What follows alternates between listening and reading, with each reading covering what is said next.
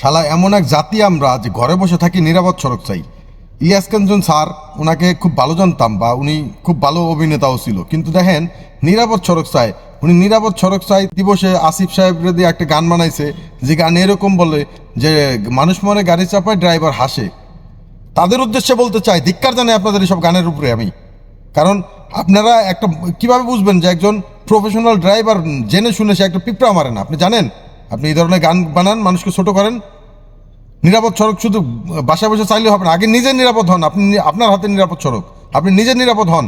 ড্রাইভারকে ঠিকঠাক মতো বিশ্রাম দেন, ঠিকঠাক মতো তার স্যালারি, যে স্যালারিটা দিচ্ছেন সেই স্যালারিটা আদৌ কি তার ফ্যামিলি চলবে কিনা সেই চিন্তা করেন। আপনি নিরাপদ সড়ক চান। নিরাপদ সড়ক তো যারা বসরা আছেন, গাড়ির মালিক আছেন, তাদের হাতে নিরাপদ সড়ক।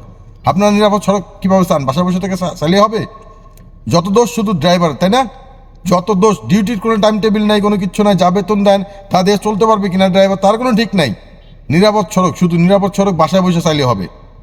এক একজন মানে এরা যে কী কারণে শিক্ষিত হয়েছেন আপনারা আল্লাহ ভালো জানে। আপনাদের তো জানার কথা যে ড্রাইভারের সবচাইতে জরুরি বিশ্রাম এবং তার মানসিক শান্তি, যেই দুটার একটা আমার ড্রাইভারদের ভিতর আজকে নাই। প্রত্যেকটা মুহূর্তে যেই টাকা তারা স্যালারি পায় সেই টাকাতে তারা ঠিকমতো সংসার চলে না, তাদের ছেলে সন্তান মানুষ করা তো দূরের কথা। আপনারা নিরাপদ সড়ক দাবি করেন, আবার বলেন যে গাড়ি চাপায় মানুষ বলে ড্রাইভার হাসে।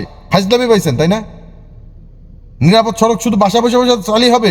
এই যে জনাব ইলিয়াস কাঞ্চন সাহেবের যে ড্রাইভার আছে, সকাল 6টার থেকে রাতের 12টা পর্যন্ত ডিউটি করেছে, তিনি কিসের নিরাপদ সড়ক দাবি করে? আবার তার ওয়াইফ মারা গেছে, সে ক্যামেরার সামনে সে কান্নাকাটি করে। ভাই, তাদের মতো আমরা অভিনেতা না। আমরা ড্রাইভারও যদি আজকে অভিনেতা হইতাম তাহলে অনেক অনেক কিছুই বলতে পারতাম ওনার মতো। ক্যামেরার সামনে এসে খালি বড় বড় কথা বলা খালি। আজকে নিরাপদ সড়ক যে চায়, যে একটা ব্যক্তি আমাকে দেখান যে নিরাপদ সড়ক চায়, সে নিরাপদ আছে। তার যে ড্রাইভার আছে সেই ড্রাইভার নিরাপদ আছে, দেখেন আমাকে।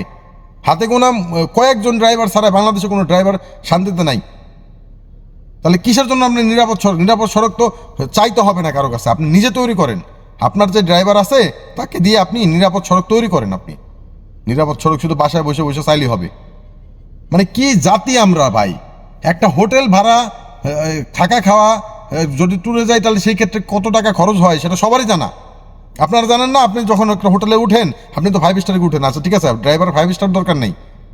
এই গরমে ন্যূনতম একটা এসি রুম দেন ড্রাইভারকে রাতে ঘুমানোর জন্য, কারণ আপনার চেয়েও বিশ্রাম নেওয়া জরুরি একজন ড্রাইভারের। আপনার মাথায় কি এই জিনিসটা নাই? আপনি তো সেটা করেন না। আপনি কি করেন ড্রাইভার হিসাবে? সে ড্রাইভার, এই জন্য তার কি কম টাকায় রুম নিয়ে দেন, অথবা রুম নিয়ে দেন না, টাকা এমন ধরে দেন আপনি। সেটাতে সে থাকতে পারবে না খাইতে পারবে, সেটা টেনশন আপনার নাই। আবার কিছু কিছু অফিসার ইদানিং দেখা যাচ্ছে যে তারা বলে সকাল 6টায় আমার বাসায় এসো। যখন ড্রাইভার তাকে বলে যে না সকাল 6টায় আমি স্যার কীভাবে যাবো, এত সকালবেলা আমি ডিউটিতে কীভাবে যাবো, আমার বাসা অনেক দূরে, তখন সে বলে এটা তো আমার জানার বিষয় না। তাতে কার জানার বিষয়গুলি?